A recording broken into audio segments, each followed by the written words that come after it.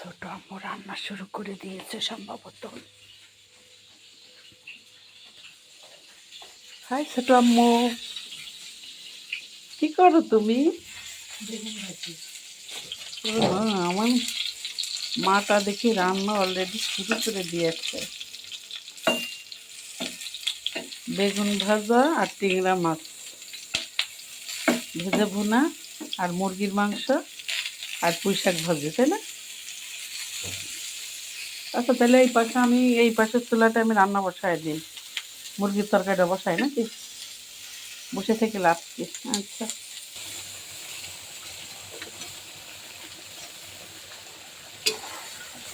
মাংস বসিয়ে দিলাম, সব মশলা দিয়ে একবারে ভালো করে কষিয়ে। তেল লাগবে তোমার।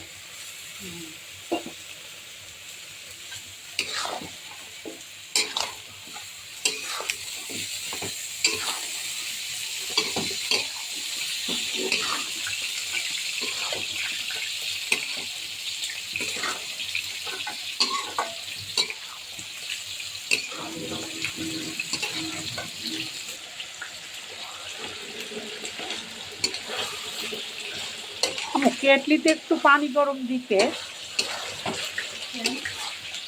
পানি গরম মাংসে দিলে ভালো হয়।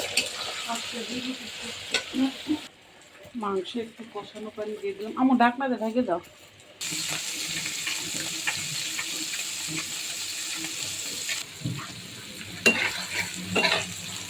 মাছ ভাজার জন্য পেঁয়াজ মরিচ দিয়ে দিয়েছি।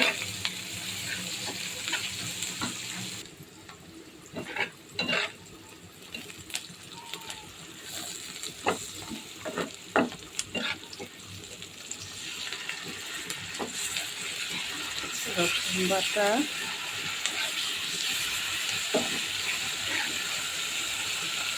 আদা বাটা,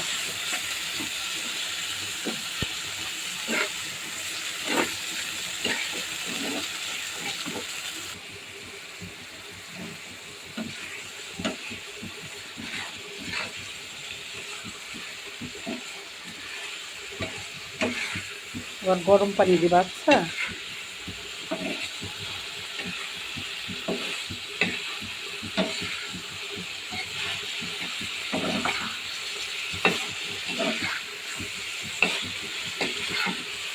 গরম পানি আনাম।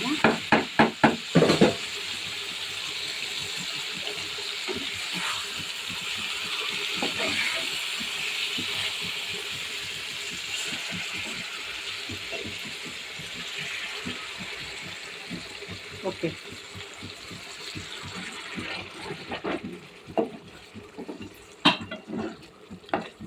নামানোর একটু আগ দিয়ে বেগুন গলা দিয়ে দিও। হ্যাঁ, ধনিয়া পাতা দিয়ে দিও। না, ওটা তুলে তাহলে যে তোমার ওই পাশের পর্দাগুলো খুলে দিও। না, আসে না এটা এখন।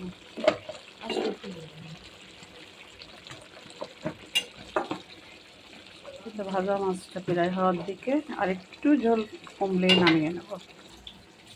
এই তো বন্ধুরা, মুরগির মাংস হয়ে গেছে।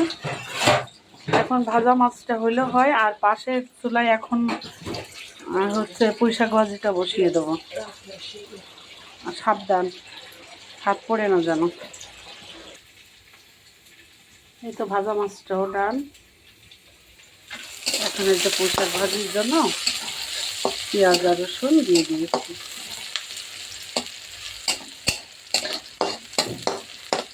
এটাকে বলে কাঁচা বাগার।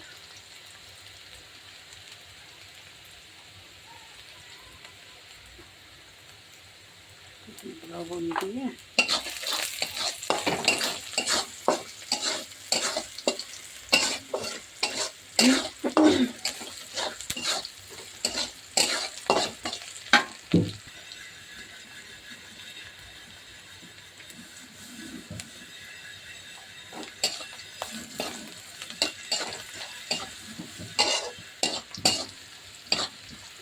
আমার শাকটা দিয়ে দাও।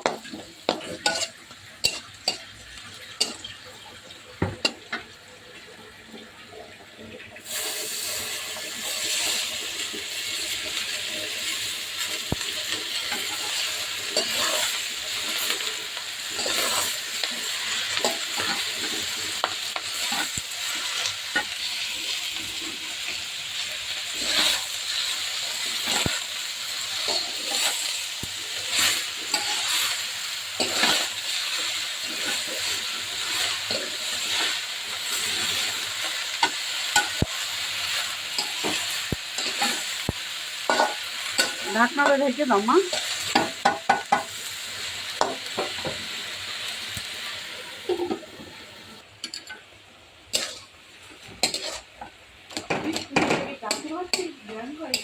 হ্যাঁ মা, ওই দোকানে এগুলি বিক্রি করে তো। আমার আগে ভয় করতো, হ্যাঁ মরা মাংসের মতন গন্ধ লাগে আগরবাতি থেকে। এটা ভাজিটাও হয়ে গেছে। এই ছিল আজকে আমাদের রান্না বান্না। ছোট আম্মু সকালবেলা খিচুড়ি রান্না করছিল, হটপটে রেখেছে গরম। এই তো বন্ধুরা, এই হচ্ছে আমাদের রান্না বান্না। সবাই ভালো থাকবেন, সুস্থ থাকবেন, আমাদের জন্য দোয়া করবেন। দেখা হবে, কথা হবে পরবর্তী ভিডিওতে। সেই পর্যন্ত আল্লাহ হাফেজ। আর আমি এখন বসে চা খাই।